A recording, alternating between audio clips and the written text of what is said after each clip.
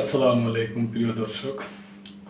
বর্তমান সরকারের স্বরাষ্ট্রমন্ত্রী সালাউদ্দিন সাহেব আজকে এনসিপির ইফতার পার্টিতে যুক্ত হয়েছেন এবং যুক্ত হয়ে উনি খুব সুন্দর কথাবার্তা বলছেন কিছু।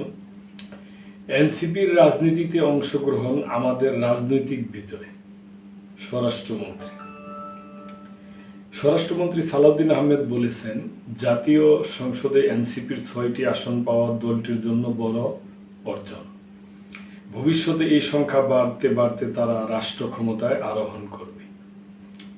রাজনীতির কণ্টকাকীর্ণ মাঠে উত্থান পতন মেনে নিয়ে এগুতে হয়। এই উত্থান পতনকে যারা মেনে নেয় না তারা টিকে থাকে না। শনিবার রাজধানীর ধানমন্ডিতে আবুহানি মাঠে জাতীয় নাগরিক পার্টির প্রতিষ্ঠা বার্ষিকী অনুষ্ঠানে এসব কথা বলেন তিনি। সালাউদ্দিন আহমেদ বলেন, জনগণের চাহিদাকে সমন্বিত রেখে এদেশের সব মানুষকে রাজনীতিতে অংশগ্রহণের জন্য উৎসাহিত করবে এমন রাজনীতি বর্তমান প্রজন্ম চায়, ভবিষ্যৎ প্রজন্ম চায়। আমরা এখন রাজনীতি করব বর্তমানের জন্য, ভবিষ্যতের জন্য। এই ভবিষ্যতের নির্মাণের জন্য এনসিপির রাজনীতিতে অংশগ্রহণ ও জাতিকে নেতৃত্ব দেওয়াকে আমাদের জন্য রাজনৈতিক বিজয় বলে মনে করি। তিনি বলেন, বর্তমান ও আগামী প্রজন্ম এমন রাজনীতি চায় যা জনগণের প্রত্যাশা ও চাহিদাকে ধারণ করবে। অতীতের ইতিহাসে সীমাবদ্ধ না থেকে ভবিষ্যৎ নির্মাণের রাজনীতি করতে হবে।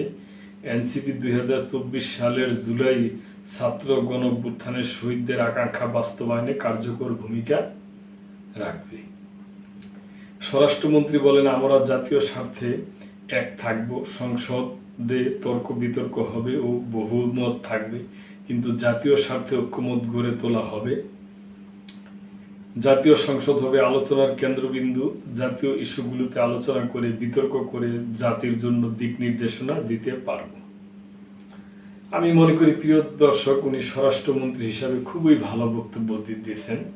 তা আমরা এইটাই চাই যে রাজপথে না হয়ে জাতীয় সংসদে আলাপ আলোচনা হবে এবং জাতীয় স্বার্থ এগুলো দেশের স্বার্থ ওনারা একত্রিত হয়ে কাজ করবে, এটাই আমাদের আশা। প্রিয় দর্শক, এ ব্যাপারে আপনাদের কোনো মন্তব্য থাকলে অবশ্যই করবেন এবং মেম্বারশিপ নিয়ে চ্যানেলটির পাশেই থাকবেন। আল্লাহ হাফেজ।